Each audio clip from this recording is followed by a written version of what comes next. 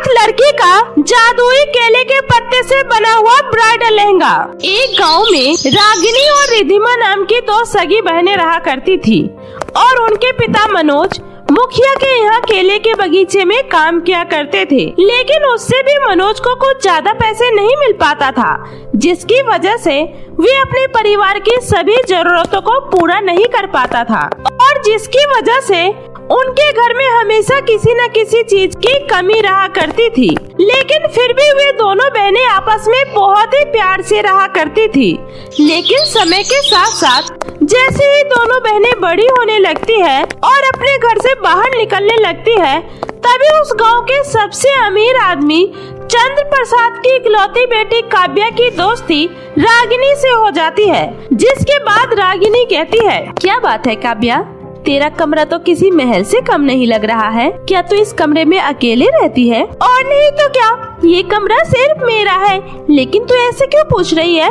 क्या तू अपने कमरे में अकेले नहीं रहती है क्या? नहीं यार, मेरे तो पूरे घर में सिर्फ एक ही कमरा है जिसमें हम दोनों बहनें और हमारे माता पिता रहते हैं और मैं तो अपनी बहन के साथ खाट पर सोती हूँ। क्या इतने छोटे से कमरे में तुम 4 लोग एक साथ रहते हो? मुझे तो यकीन नहीं होता कि भला इतने छोटे से कमरे में इतने सारे लोग एक साथ कैसे रह सकते हैं। काव्या की ऐसी बातें सुनकर उस दिन से रागिनी की नींदें उड़ जाती है, क्योंकि जिस घर में उसको चैन से नींद आया करती थी, आज काव्या की बातें सुनने के बाद उसकी आंखों से नींद गायब हो जाती है और वो रात में अपनी बहन के साथ सोते हुए सोचती है, मुझे भी इस खाट पर अकेले ही सोना है, मुझे इस रिधिमा को यहाँ से हटाना पड़ेगा। इतना सोचकर रागिनी रिधिमा को खाट से धक्का दे देती है, जिसकी वजह से रिधिमा को चोट लग जाती है और उसकी आंखें खुल जाती है और वो कहती है, अरे रागिनी, ये तो क्या कर रही है? तूने मुझे खाट पर से धक्का क्यों दिया?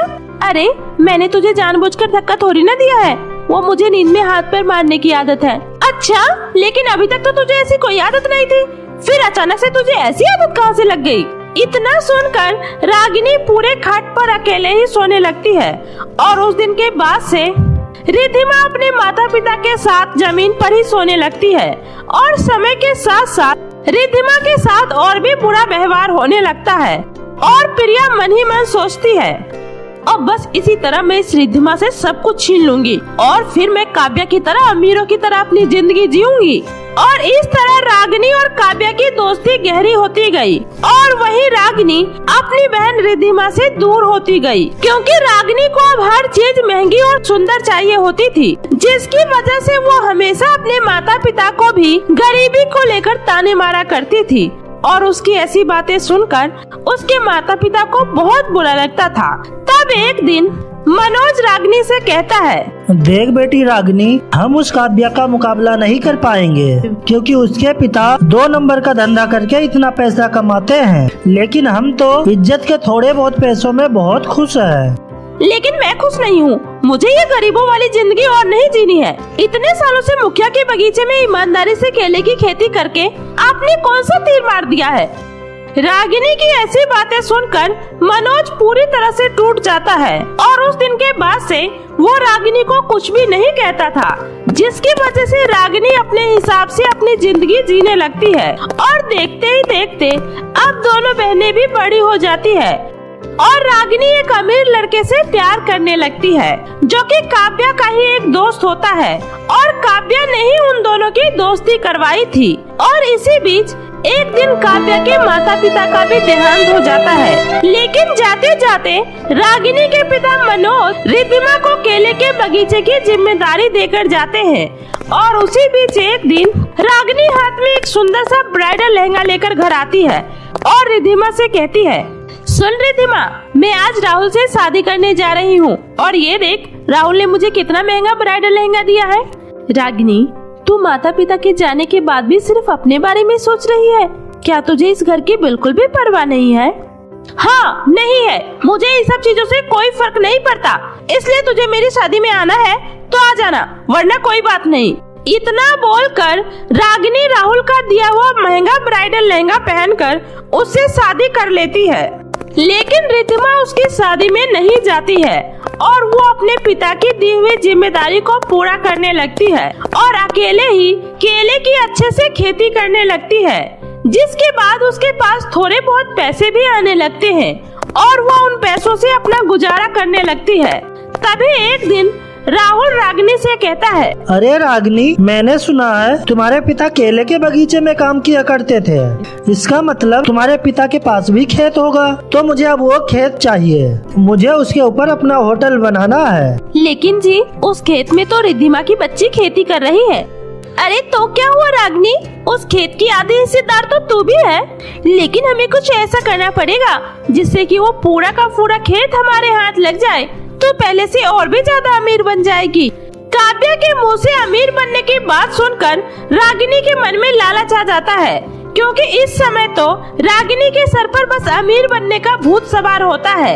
इसलिए वो अगले दिन ही रिद्धिमा के पास जाकर उससे इस बारे में बात करती है और उसकी बात को सुनकर रिद्धिमा की आंखों में आंसू आ जाता है और वो कहती है, रागिनी, कम से कम तू मुझे 2 वक्त की रोटी तो चैन से खाने दे। तू ऐसा करके मुझसे मेरी रोजी रोटी क्यों छीनना चाहती है मेरी बहन? पर याद रख, मैं तेरा ये सपना कभी पूरा नहीं होने दूंगी। मैं तुझे अपना हिस्सा कभी नहीं दूंगी। सोच ले, अगर तू ऐसा करती है तो अगले हफ्ते तेरी शादी में मैं तुझे अपना महंगा ब्राइडल लहंगा पहनने के लिए दे सकती हूँ, जिससे हर कोई तेरी बहुत तारीफ करेगा। नहीं मेरी बहन, मुझे तेरे ब्राइडल महंगे लहंगे की कोई जरूरत नहीं है। इतना सुनकर रागिनी वहाँ से चली जाती है और रिद्धिमा की शादी रोहन नाम के एक लड़के से होने वाली थी, जो कि एक बहुत ही नेक लड़का होता है। लेकिन शादी करने के लिए रिद्धिमा को ब्राइडल लहंगे की जरूरत तो थी ही, लेकिन उससे पहले रिद्धिमा कुछ कर पाती, रागिनी और उसका पति मिलकर एक चाल चलते हैं और वो रिद्धिमा के खिलाफ पुलिस में कंप्लेन करवा देते हैं, जिसकी वजह से पुलिस रिद्धिमा से कहता है, सुनो, तुम आज के बाद उस खेत पर केले की खेती नहीं कर सकती हो, क्योंकि वो खेत तुम्हारी बहन रागिनी का है। नहीं सर, वो खेत तो मेरा भी है। देखो, वो सब हमें नहीं पता। अगर तुम्हें केस लड़ना है तो तुम कोर्ट में जाओ, वरना जितना कहा जाए उतना ही करो। और इस तरह रागिनी रिद्धिमा को बुरी तरीके से फंसा देती है, क्योंकि उसके पास तो अपना खुद का ब्राइडल लहंगा खरीदने तक के पैसे नहीं थे। तभी अगले दिन रिद्धिमा की शादी होने वाली थी और वो अपना दिमाग लगाकर अपने केले के बगीचे से ढेर सारे केले के पत्ते तोड़कर ले आती है और उससे बहुत ही खूबसूरत लहंगा बनाती है। और जब शादी के समय वो केले के पत्ते से बना हुआ ब्राइडल लहंगा पहनकर मंडप में आती है, तो हर कोई उसके केले के पत्ते से बना हुआ ब्राइडल लहंगा देखकर बहुत ज्यादा हैरान हो जाता है। क्या बात है रिद्धिमा, तुम तो बहुत ज्यादा टैलेंटेड हो। तुमने कितना सुंदर केले के पत्ते का लहंगा बनाया है, ऐसा तो कोई सोच भी नहीं सकता। चलो, मैं तुम्हारी कुछ फोटो खींचता हूँ। इतना कहकर रोहन रिद्धिमा की ढेर सारी फोटो खींचता है और उसकी सारी फोटो सोशल मीडिया पर अपलोड कर देता है और उसके कुछ देर बाद ही उन दोनों की शादी हो जाती है। और अगले दिन ही रिद्धिमा का केले के पत्ते से बना हुआ ब्राइडल लहंगा देखकर हर कोई उसके जैसा ही लहंगा पहनने के बारे में सोचता है। और उस दिन के बाद से रिद्धिमा के पास ढेर सारे केले के पत्ते से बने ब्राइडल लहंगे के ऑर्डर आने लगते हैं और उसके खेत में जितने भी केले के पत्ते थे, रिद्धिमा उन्हीं केलों के पत्तों से हर किसी के लिए लहंगा तैयार करती है, जिसके बदले उसे ढेर सारे पैसे मिलते हैं। और उन्हीं पैसों से वो कोर्ट में अपनी बहन के खिलाफ केस लड़ती है और वो केस जीत जाती है। जिसके बाद रागिनी का पति राहुल गुस्से में आकर रागिनी को तलाक दे देता है और उस दिन रागिनी को अपने दोस्त और अपने पति की सच्चाई का पता चल जाता है और उसके सर से अब अमीर बनने का भूत उतर जाता है और वो दर दर की ठोकरें खाने लगती है। लेकिन जब रिद्धिमा को अपने बहन के साथ हुए धोखे के बारे में पता चलता है तो वो उसे माफ कर देती है और उसे अपना लेती है। उस दिन के बाद से दोनों बहनें फिर से एक हो जाती है और केले के पत्ते का ब्राइडल लहंगा बनाकर बेचने लगती है और अपना जीवन खुशी खुशी व्यतीत करने लगती है। काली वर्सेस गौरी बहू की होली। दादी जी देखिए, हम लोग स्कूल से आ गए हैं। अरे मेरी प्यारी पोती सिमरन, तू आ गई? ये लो, मैं तुम्हारे लिए बाजार से चॉकलेट लेकर आई हूँ। दादी जी, मुझे भी चॉकलेट खानी है। अरे ये लो काव्या, तुम मेरी चॉकलेट ले लो। अरे नहीं सिमरन बेटा, ये चॉकलेट मैं तुम्हारे लिए लेकर आई हूँ, ना कि इस काली मनहूस के लिए। इसलिए अब तू यहाँ खड़े खड़े मेरी पोती की चॉकलेट पर नजर क्यों लगा रही है? चल भाग यहाँ से। अपनी दादी सुमित्रा की ऐसी बातें सुनकर काव्या रोते हुए सीधे अपनी माँ गंगा के पास जाती है और कहती है, माँ, दादी हमेशा मेरे काले रंग को लेकर मेरा मजाक क्यों उड़ाती है और वो मुझसे बिल्कुल भी प्यार नहीं करती है। वो सिर्फ सिमरन को ही सारा प्यार करती है, इसलिए आज के बाद से मैं उनसे बिल्कुल भी बात नहीं करूँगी। नहीं काव्या बेटा, ऐसा नहीं कहते हैं, वो तुम्हारी दादी है, इसलिए अब तुम ये सब छोड़ो और चलो मेरे साथ। आज मैंने तुम्हारी पसंद का खाना बनाया है। इतना कहकर जहाँ गंगा अपने हाथों से अपनी बेटी काव्या को खाना खिलाती है, वहीं सिमरन अपनी माँ से कहती है, माँ, मुझे भी बहुत तेज भूख लग रही है, कुछ खाने के लिए दे दो ना। अरे सिमरन बेटा, मेरे पास बिल्कुल भी टाइम नहीं है, मुझे अभी अपने दोस्तों के साथ किट्टी पार्टी में जाना है, इसलिए मैं कमला बाई से कह देती हूँ, वो तुम्हें खाना दे देगी। लेकिन माँ, मुझे तो आपके साथ खाना खाना था। चाची भी तो रोज काव्या को अपने हाथों से खाना खिलाती है ना, तो मैं तो सिर्फ आपको मेरे साथ खाना खाने के लिए बोल रही हूँ। बेटा, क्योंकि तुम्हारी बदसूरत चाची और उसकी बेटी के पास घर में नौकरों की तरह काम करने के अलावा और कोई चारा ही नहीं है, लेकिन मैं एक खूबसूरत और ब्यूटीफुल औरत हूँ, तो मैं इस तरह यूँ घरेलू वाइफ की तरह घर में नहीं रह सकती हूँ, और न ही तुम्हें इन सब चीजों की आदत होनी चाहिए। अपनी माँ की ऐसी बातें सुनकर सिमरन को बहुत बुरा लगता है, इसलिए वो चुपचाप हॉल में आकर बैठ जाती है। तभी गंगा उससे कहती है, अरे क्या बात है सिमरन बेटा, तुम इस तरह यहाँ उदास क्यों बैठी हो?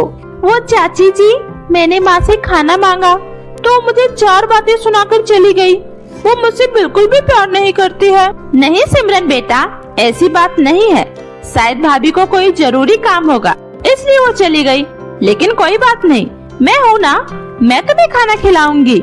इतना कहकर गंगा काव्या के साथ साथ सिमरन को भी अपने हाथों से खाना खिलाती है, और वहीं सिमरन की माँ विनीता अपनी खूबसूरती के घमंड में अपनी बेटी पर बिल्कुल भी ध्यान नहीं दिया करती थी, जिस वजह से सिमरन को भी कभी भी अपनी माँ का प्यार नहीं मिलता था। वहीं गंगा अपनी बेटी के साथ साथ सिमरन को भी बहुत प्यार करती थी, और ऐसे ही कुछ देर बाद जब सिमरन और काव्या गंगा के साथ बैठे मस्ती कर रहे होते हैं, उसी समय वहाँ पर विनीता और सुमित्रा आ जाती है, और विनीता गुस्से में अपनी बेटी सिमरन से कहती है, सिमरन, मैंने तुम्हें कितनी बार मना किया है कि तुम इन दोनों काली कलूटी माँ बेटी से दूर रहा करो, क्या तुम भी इनकी तरह बदसूरत बनना चाहती हो? भाभी, ये आप कैसी बातें कर रही हैं? अरे तू तो अपना मुंह बंद ही रख, तेरे आने से पहले ही हमारे घर में इतनी मनहूसियत फैल चुकी है।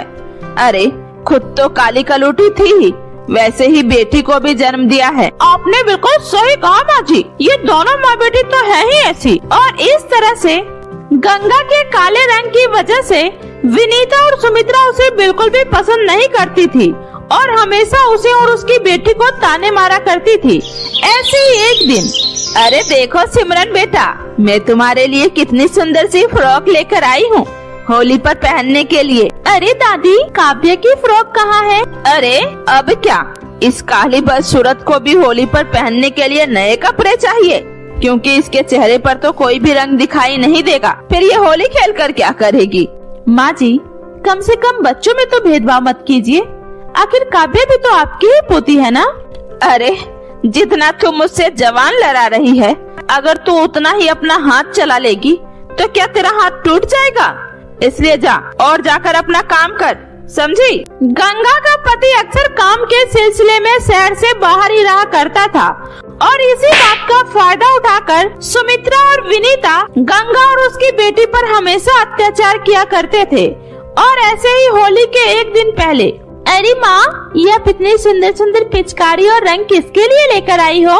ये सब मैं तुम्हारे लिए लेकर आई हूँ बेटा, और हाँ, तुम इसमें से एक भी चीज उस काली कलूटी काव्या को नहीं दोगी, समझी?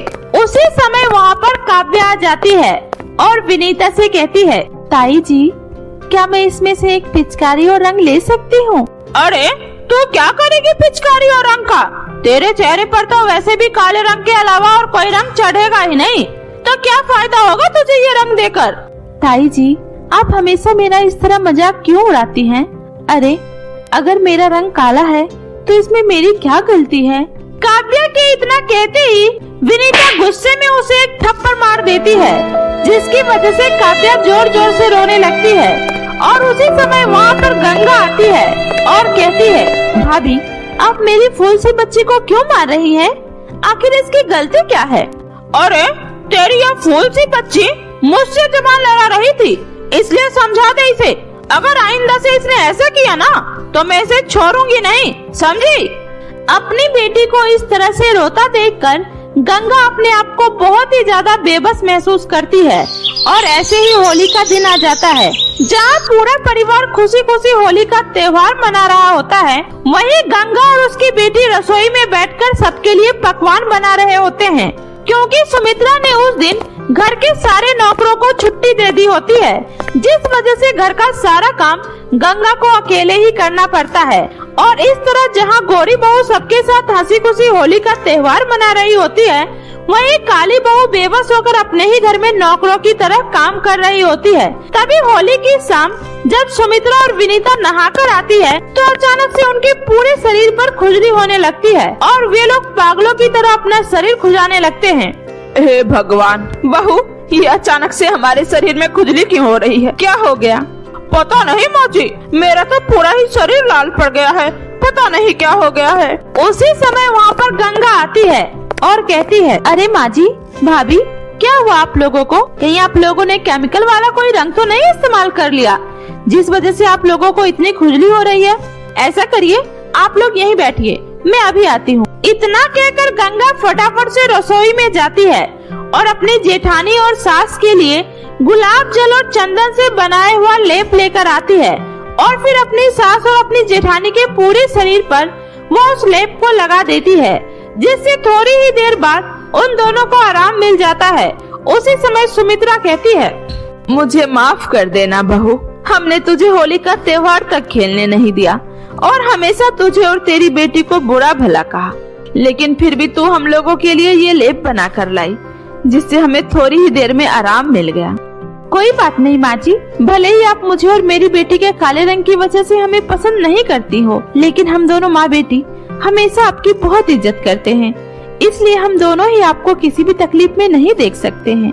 सच में, भले ही तुम्हारा रंग काला हो, लेकिन मन से तुम हम लोगों से भी बहुत ज्यादा सुंदर हो, इसलिए आज के बाद से इस घर में कभी भी काले और गोरे रंग को लेकर कभी कोई भेदभाव नहीं होगा। और अब हम सब साथ मिलकर खुशी खुशी हर एक त्योहार मनाएंगे।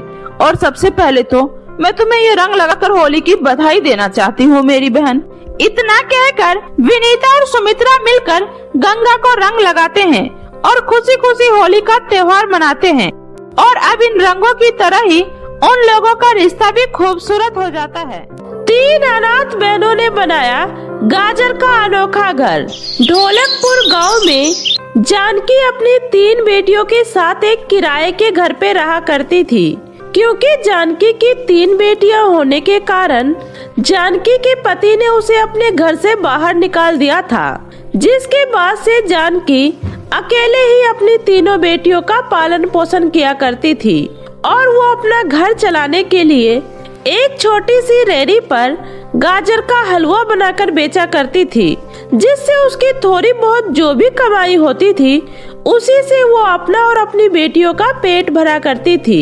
ऐसे ही कुछ महीनों बाद सर्दियों का मौसम आ जाता है और सर्दियों के मौसम में तो लोगों को गाजर का हलवा खाना बहुत ही ज्यादा पसंद होता है। इसलिए जानकी सुबह होते ही गाजर खरीदने के लिए बाजार की ओर निकल पड़ती थी, क्योंकि जानकी के घर से बाजार काफी दूर पड़ता था, इसलिए उसे सुबह जल्दी ही अपने घर से जाना पड़ता था। ऐसे ही आज भी। अरे पूनम, सुबह हो गई है बेटा, उठ जाओ और अपनी दोनों बहनों को भी उठा दो। मैंने नाश्ता बना दिया है, अब मैं बाजार जा रही हूँ, तुम लोग टाइम से उठकर नाश्ता कर लेना।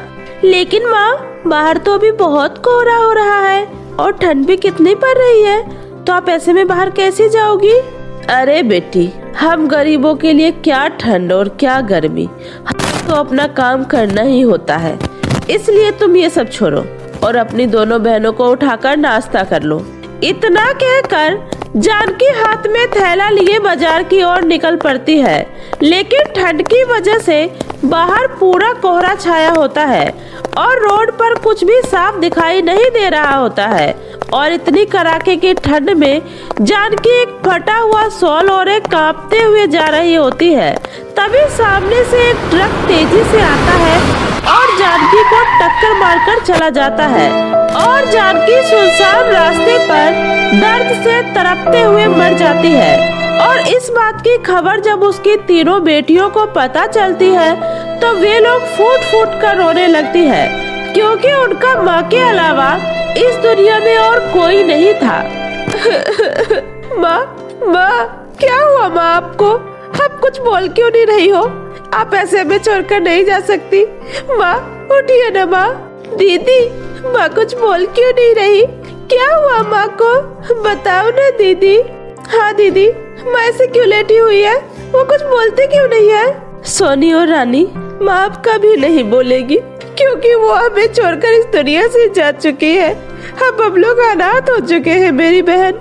दीदी, अब हम लोगों का क्या होगा? हम लोग माँ के बिना कैसे रह पाएंगे? छोटी, तुम लोग रो मत, मैं हूँ ना, मैं तुम लोगों का ख्याल रखूंगी। इतना कहकर पूनम जैसे तैसे करके अपनी माँ का अंतिम संस्कार करती है और कुछ दिनों तक तीनों बहनें अपनी माँ के मरने के सदमे में ही रहती है। उसी समय घर का मकान मालिक किराया न मिलने की वजह से उन तीनों बहनों को घर से बाहर निकाल देता है और कड़ाके की ठंड में बिना स्वेटर और चादर लिए तीनों बहनें रोड पर इधर से उधर भटकने लगती है। उसी समय पूनम की छोटी बहन उससे कहती है, दीदी मुझे बहुत तेज ठंड लग रही है और भूख भी लगी है। 3 दिनों से हमने कुछ नहीं खाया, प्लीज दीदी कुछ खाने के लिए दे दो ना। छोटी, थोड़ी देर और इंतजार कर ले मेरी बहन, अभी आसपास कोई भी आदमी नहीं दिखाई दे रहा जिससे हम पैसे मांगकर तुझे कुछ खिला सके। काश अगर आज माँ जिंदा होती तो वो हम सबके लिए गर्मा गर्म नाश्ता बना रही होती और हम लोग रजाई में आराम से बैठे नाश्ता कर रहे होते। माँ, आज हमें आपकी बहुत याद आ रही है। दीदी आप चिंता मत करो, हम दोनों है ना आपके साथ, हम लोग आपको कभी भी अकेला नहीं छोड़ेंगे। हाँ मेरी प्यारी बहनों, तुम लोगों के सहारे ही तो मैं जी रही हूँ। उसी समय पूनम को एक आदमी पार्क के पास जॉगिंग करते हुए दिखाई देता है। तभी पूनम उस आदमी के पास जाकर कहती है, साहब थोड़े पैसे दे दीजिए साहब, मेरी बहन ने 3 दिनों से कुछ नहीं खाया है, उसे बहुत तेज भूख लगी है। अरे तुम लोगों ने तो भीख मांगने का धंधा बना रखा है, चलो जाओ यहाँ से, पता नहीं कहाँ से आ जाते हैं सुबह सुबह। इतना कहकर वो आदमी उन तीनों बहनों को वहाँ से भगा देता है। तभी ठंड से कांपती हुई तीनों बहनें आगे बढ़ती है। उसी समय उन्हें रास्ते में गाजर से भरा हुआ एक खेत दिखाई देता है। तभी उसकी छोटी बहन कहती है, दीदी इस खेत में तो कितने सारे लाल लाल गाजर लगे हुए हैं, चलो ना इनमें से जाकर कुछ गाजर तोड़ लेते हैं, कम से कम इन गाजरों को खाकर तो हमारा पेट भर जाएगा। ठीक है छोटी, लेकिन ध्यान रखना अगर खेत के मालिक ने देख लिया तो हमें बहुत डांट पड़ेगी। इतना बोलकर तीनों बहनें खेत में घुस जाती है और फटाफट से गाजर तोड़ने लगती है कि उतने में ही खेत का मालिक वहाँ आ जाता है और वो गुस्से में उससे कहता है, अरे तुम लोगों को शर्म नहीं आती इन चोरी छिपे मेरे गाजर तोड़ते हुए? अरे तुझे पता भी है कितने महंगे आते हैं ये गाजर, इसलिए चुपचाप ये सारे गाजर यहीं पे रखो और निकल जाओ मेरे खेत से, वरना तुम लोगों को मैं थाने में बंद करा दूंगा। नहीं नहीं साहब, हम लोग कोई चोर नहीं है, वो तो हम लोगों को बहुत तेज भूख लग रही थी, इसलिए हमने बस आपके ये गाजर तोड़ लिए थे। ये लीजिए, ये रहे आपके सारे गाजर। इतना बोलकर तीनों बहनें खेत के मालिक को उसका गाजर देकर वहाँ से आगे बढ़ जाती है और कुछ दूर चलने के बाद वे लोग एक जंगल में पहुँच जाते हैं। उसी समय पूनम कहती है, हे भगवान, हम लोग तो चलते चलते जंगल में पहुंच गए हैं, लेकिन हमें अभी तक अपना कोई ठिकाना नहीं मिला और कुछ देर में शाम भी हो जाएगी और हम लोग इसी तरह अगर ठंड में घूमते रहे तो हम लोगों की जान भी जा सकती है। दीदी मुझे लगता है हमें सबसे पहले अपने रहने का कोई इंतजाम करना चाहिए, तभी हम इस ठंड से बच पाएंगे। हाँ दीदी, आप बिल्कुल सही कह रही हैं, वैसे भी मुझे अब ये ठंड और बर्दाश्त नहीं हो रहा। ठीक है छोटी, तुम लोग आसपास देखो, अगर हमें घर बनाने के लिए कोई सामान मिलता है तो मुझे बताना। इतना बोलकर वो तीनों बहनें जंगल में इधर से उधर घूमने लगती है। उसी समय उसकी छोटी बहन को एक गाजर का बहुत बड़ा सा खेत दिखाई देता है और वो चिल्लाते हुए अपनी बहन से कहती है, अरे दीदी इधर आइए, देखिए यहाँ गाजर का कितना बड़ा खेत है। अरे छोटी, भला इस घने जंगल में गाजर का खेत कहाँ से आ गया? इतना कहकर पूनम जब पास आकर देखती है तो वो कहती है, छोटी मुझे लगता है ये कोई जंगली गाजर का खेत है जो अपने आप ही इस खाली जगह पर उग गए हैं। लेकिन दीदी एक बार हमें इस गाजर को खाकर देखना चाहिए, शायद इसका स्वाद भी आम गाजरों के जैसा हो। लेकिन छोटी, अगर ये नुकसानदायक हुआ तो, या फिर ये जहरीला हुआ तो? दीदी भूख से मरने से अच्छा तो हम ये गाजर खाकर मर जाए, कम से कम हमारा पेट तो भरेगा। इतना कहकर छोटी जैसे ही वो गाजर तोड़कर खाती है तो उसे उस गाजर का स्वाद बहुत ही स्वादिष्ट लगता है और वो अपनी दोनों बहनों को भी वो गाजर तोड़कर खाने के लिए देती है, जिसे खाकर वो दोनों बहनें भी बहुत खुश हो जाती है। तभी पूनम कहती है, छोटी मेरे दिमाग में एक आइडिया आया है, क्यों ना हम लोग इन गाजरों से ही अपना घर बना ले, और ये दिखने में भी कितना सुंदर लग रहा है। हाँ दीदी आप सही कह रही हो, चलो मिलकर घर बनवाते हैं। इतना बोलकर तीनों बहनें ढेर सारी गाजर तोड़कर और जंगल से कुछ लकड़ियां लाकर अपना एक छोटा सा घर बनाती है, जो दिखने में बहुत ही ज्यादा सुंदर लग रहा होता है और उस घर के अंदर उन्हें ठंड का भी बिल्कुल एहसास नहीं होता है। उसी समय छोटी कहती है, दीदी सच में हमारा ये गाजर का घर तो कितना सुंदर है और इसके अंदर तो हमें ठंड भी नहीं लग रही है। हाँ छोटी, हम लोग ठंड से तो बच गए हैं, लेकिन हमें अपने आगे की जिंदगी को बेहतर बनाने के लिए कोई काम तो करना ही होगा ना। हम लोग इस तरह जंगल में तो नहीं रह सकते हैं ना। दीदी क्यों ना हम इन गाजरों से ही माँ की तरह गाजर का हलवा बनाकर बेचे। माँ भी तो गाजर का हलवा बेचकर ही अपना घर चलाया करती थी। हाँ छोटी, तूने बिल्कुल सही कहा। वैसे भी माँ ने मुझे एक बार गाजर का हलवा बनाना सिखाया था, तो आज से मैं भी गाजर का हलवा बनाकर बेचूंगी।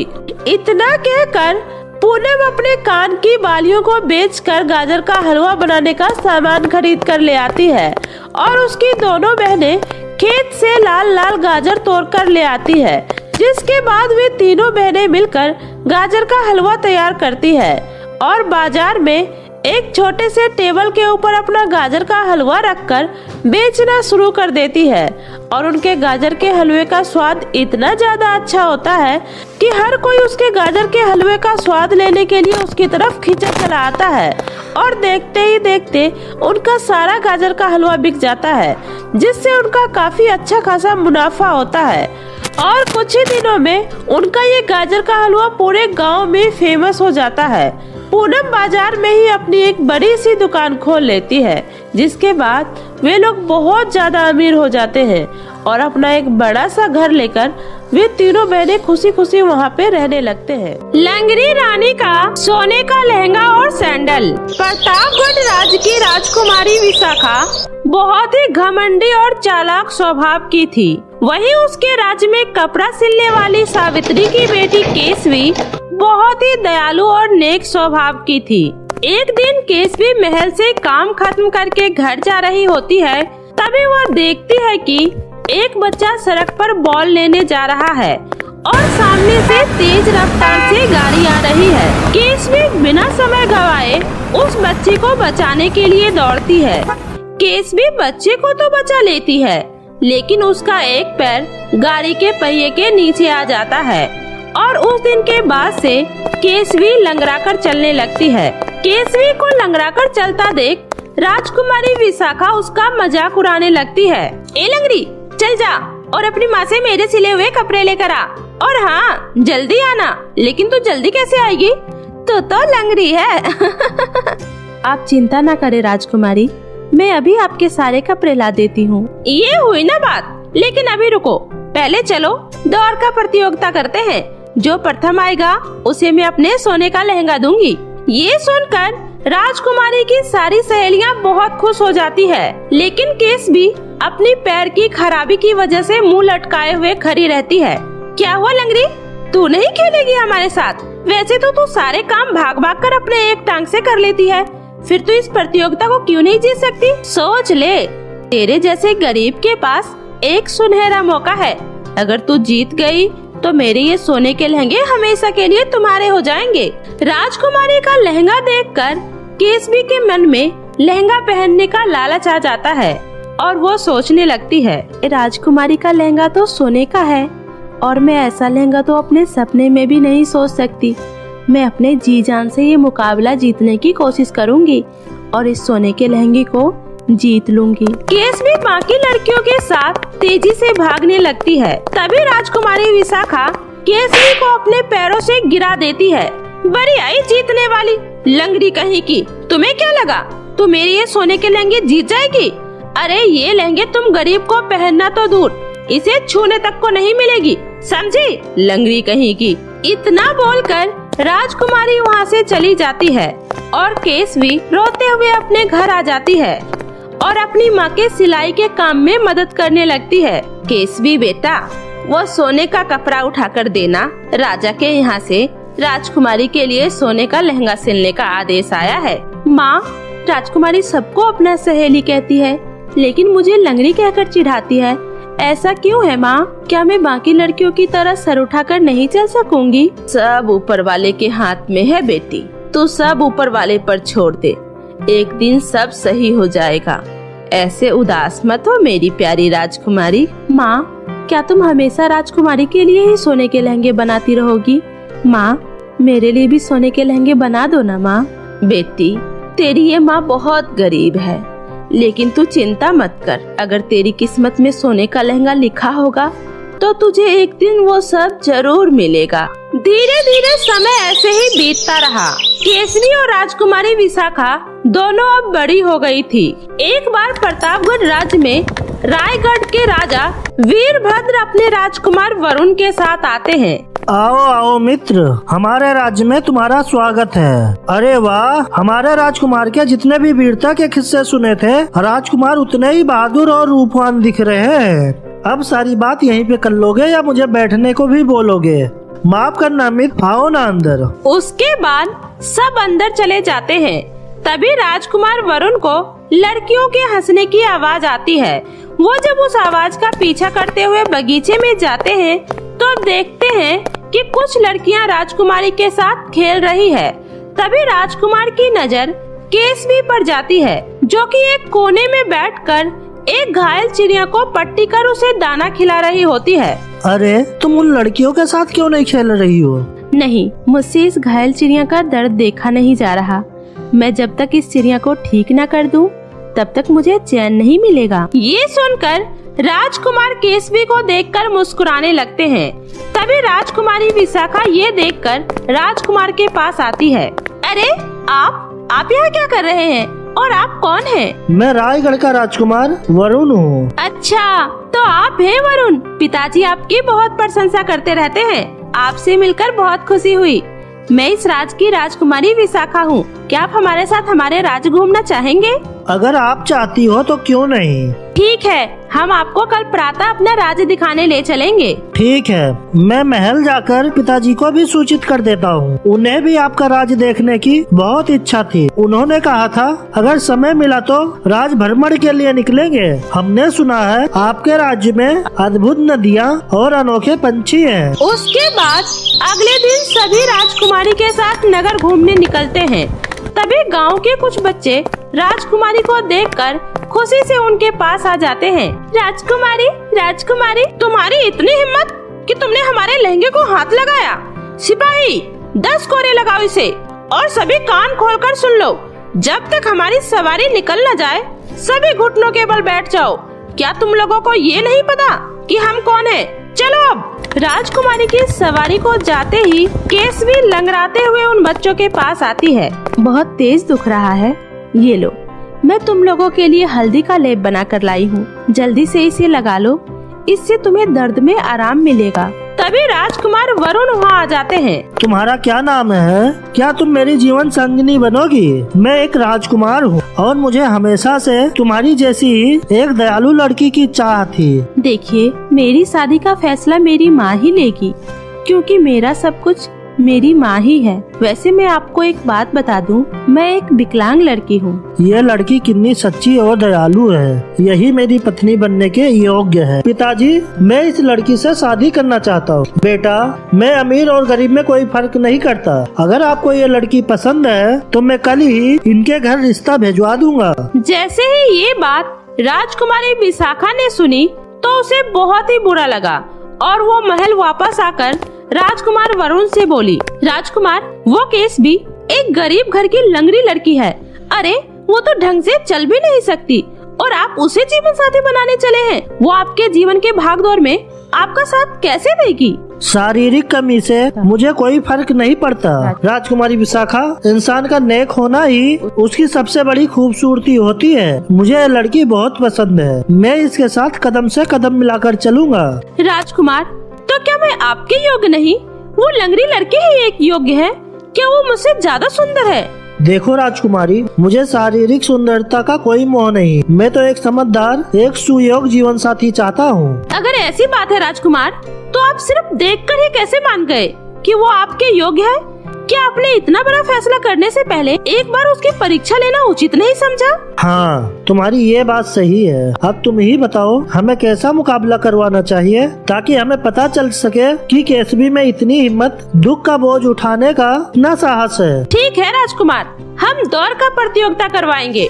अगर वो प्रतियोगिता में भाग लेती है और जीतती है तो बेशक वो आपकी रानी बनने के लायक है, लेकिन अगर वो हार जाती है तो आपको मुझसे विवाह करना होगा। ठीक है, लेकिन मेरी भी एक शर्त है। इस प्रतियोगिता में तुम्हें भी भाग लेना और अगर तुम जीत गई तो ही मैं तुमसे विवाह करूँगा। ये सुनकर विशाखा मन ही मन बहुत खुश होती है और सोचती है, मेरा विवाह तो आपसे होकर रहेगा राजकुमार। अब देखती हूँ वो लंगड़ी लड़की कैसे मुझसे दौड़ की प्रतियोगिता में जीतती है। अगले दिन विशाखा अपने पिता से कहती है, पिताजी, राजकुमार वरुण विवाह के लिए दौड़ की प्रतियोगिता करवाना चाहते हैं। अगर केसवी इस दौड़ की प्रतियोगिता में जीत गई तो ही वो उससे विवाह करेंगे, वरना मेरी जीत तो पक्की है। और आप देखना, राजकुमार वरुण से तो मेरी ही शादी होगी। महाराज उसकी बात सुनकर मान जाते हैं और पूरे गांव में प्रतियोगिता का ढिंढोरा पिटवा देते हैं। सुनो सुनो सुनो, गांव के सभी लोग ध्यान से सुनो। कल शाम शाही मैदान में दौड़ की प्रतियोगिता होगी और जो भी लड़की इस प्रतियोगिता में विजय होगी उसे सोने का लहंगा और सैंडल इनाम में दिया जाएगा और राजकुमार वरुण उसी से शादी करेंगे। जब ये बात केसवी को पता चलता है तो वो हिम्मत हार जाती है और वह सोचती है कि वो इस प्रतियोगिता में नहीं जाएगी। बेटी, तुझे ये प्रतियोगिता जीतनी ही होगी। तू हमेशा से चाहती थी ना कि तू भी राजकुमारी की तरह सोने का लहंगा और सैंडल पहने। तो बेटी, वो समय आ गया है और मेरा मन कहता है तू ही इस प्रतियोगिता को जीतेगी। माँ, बस भी करो, वो दौड़ की प्रतियोगिता है और आपको तो पता है मेरा एक पैर खराब है। माँ, मुझे झूठे सपने नहीं देखने हैं। वहाँ सब मेरा मजाक बनाएंगे, मैं वहाँ नहीं जाऊंगी।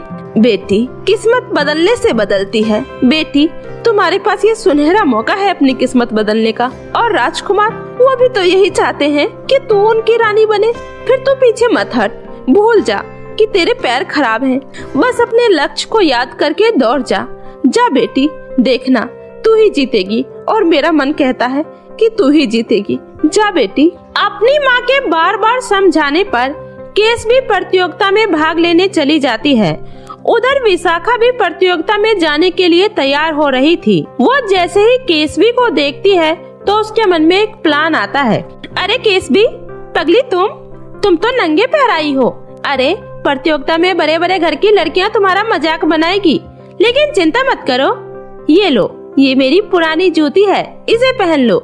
आखिर तुम मेरी बचपन की दोस्त हो, तुम्हारे लिए मैं इतना तो कर ही सकती हूँ। इतना बोलकर विशाखा मुस्कुराते हुए अपना जूती उसे दे देती है, जिसके अंदर बहुत सारे कीले गड़े हुए थे। भोली भाली केसवी विशाखा का वो कील वाली जूती पहनकर प्रतियोगिता में भाग लेने के लिए तैयार हो जाती है। राजकुमारी कितनी अच्छी है। दौड़ के समय मेरे पैरों में दर्द ना हो इसलिए उन्होंने मुझे अपनी जूती दे दी। वो सबका कितना ख्याल रखती है, मैं खामखाई उन्हें गलत समझ रही थी। महाराज सभी लड़कियों को दौड़ शुरू करने का इशारा करते हैं। सभी लड़कियां दौड़ना शुरू कर देती है। केसवी भी लंगड़ाते हुए दौड़ रही होती है। तभी उसके पैर में कीले चुभने लगती है। हे भगवान, एक तो जब से मेरा पैर टूटा है तब से मेरे जीवन में कोई खुशी नहीं बची, लेकिन मैं इस बार ये प्रतियोगिता जीत कर अपनी माँ को जरूर खुश करूँगी। चाहे कुछ भी हो जाए, मैं ये प्रतियोगिता जीत कर रहूँगी। केसवी अपने मन में एक जुनून लिए दौड़ रही थी। उसकी आंखों में आंसू और पैर से खून निकल रहा था, लेकिन वो अपनी दौड़ की गति को और तेज करते हुए दौड़े जा रही थी। अरे ये केसवी तो सबसे आगे दौड़े जा रही है। खैर कुछ ही देर में वो सबसे पीछे नजर आएगी। बस जल्दी से मेरी जूती अपना कमाल दिखा। विशाखा मन ही मन निश्चिंत होकर दौड़ रही थी। तभी उसकी नजर केसवी के पैरों पर जाती है और वो हैरान हो जाती है। उसकी जूती के बाहर लाल लाल खून बह रहा होता है और केसवी बिल्कुल सही होकर सबसे तेज गति से भागे जा रही होती है। अरे ये क्या हो गया? क्या केसवी इस प्रतियोगिता को जीत जाएगी? क्या इसका विवाह राजकुमार से हो जाएगा? मेरे पैरों में तो बहुत दर्द हो रहा है। बाकी की भी लड़कियां रुक गई है, फिर ये केसवी क्यों नहीं रुक रही? आखिरकार केसवी इस प्रतियोगिता को जीत जाती है और जब उससे पूछा जाता है कि वह इस प्रतियोगिता को कैसे जीती और विकलांग होने के बाद भी उसकी गति इतनी तेज कैसे थी, तो वो कहती है, मैं आप सभी को बताना चाहती हूँ कि मेरी जीत का कारण राजकुमारी विशाखा है। यदि उन्होंने मुझे अपनी कीलों वाली नुकीली जूती मुझे नहीं दी होती तो मुझे दर्द नहीं होता और इस दर्द की वजह से मैं जल्दी से जल्दी इस प्रतियोगिता को पूरा कर लेना चाहती थी। विशाखा अपना सर झुकाकर वहीं खड़ी रहती है। केसवी, इस प्रतियोगिता के इनाम में सोने के लहंगे और सैंडल के साथ साथ मैं तुमसे शादी करना चाहता हूँ और इसके लिए मैंने तुम्हारी माँ से भी इजाज़त ले ली है। क्या तुम तैयार हो? महाराज, मैं एक साधारण लड़की होने के साथ साथ विकलांग भी हूँ। आप कृपया करके राजकुमारी विशाखा से ही विवाह कर लीजिए, वही आपके योग्य है। तभी सब हैरान होकर केसवी की तरफ देखते हैं। तभी केसवी की माँ कहती है, अरे बेटी, तू एक बार अपने पैर को तो देख, तू अब पूरी तरह से ठीक हो चुकी है, तू अब विकलांग नहीं रही बेटी। उसके बाद बड़े ही धूमधाम से केसवी और वरुण की शादी हो जाती है और राजकुमारी विशाखा अपने किए पर बहुत ही ज्यादा शर्मिंदा होती है।